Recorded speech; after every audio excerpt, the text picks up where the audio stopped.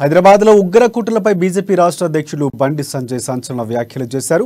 ఉగ్రవాద లింకులపై ఆలోచించాలని రాష్ట్ర పోలీసులకు సూచించారు. ఆయన నాంపల్లిలోని పార్టీ ఆఫీసులో ఆయన మీడియాతో మాట్లాడారు.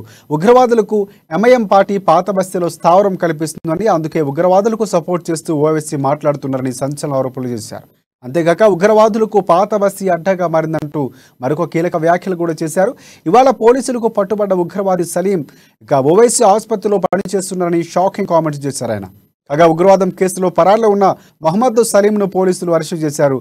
దీంతో ఈ కేసులో హైదరాబాద్ నుంచి అరెస్ట్ అయిన వారి సంఖ్య 6కు చేరుకుంది.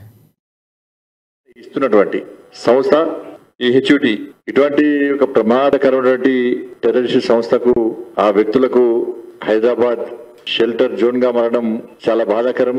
మేము మొదటి నుంచి చెప్తున్నాం, మేము పాత బస్తీ అనేది ఉగ్రవాదులకు అడ్డగా మారిందని చెప్పి అక్కడ ఉన్న మజ్లిస్ పార్టీ ఉగ్రవాదులకు రోహింగ్యాలకు ఆశ్రయం ఇస్తుందని చెప్పి అనేక సందర్భాల్లో స్పష్టం చేయడం జరిగింది. పాకిస్తాన్ గాని బంగ్లాదేశ్ గాని వీసా గడువు ముగిసినప్పుడు కూడా హైదరాబాద్ లో స్థావరం తీసుకొని ఉంటున్నారు, వీళ్ళకి స్థావరం ఇచ్చేది ఎంఐఎం పార్టీ అని చెప్పి అనేక సందర్భాల్లో చెప్తున్న విషయము ఇవాళ నిజమైంది.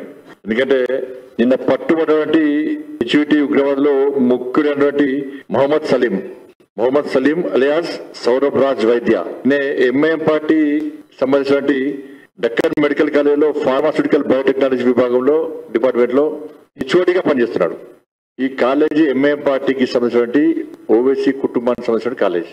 దీనికంటే ఇంకేం ఉదాహరణ కావాలో తెలుసుకోవాలి. మనం ఒక ఉగ్రవాద సంస్థకు అధినేతగా ఉన్నటువంటి ఒక వ్యక్తి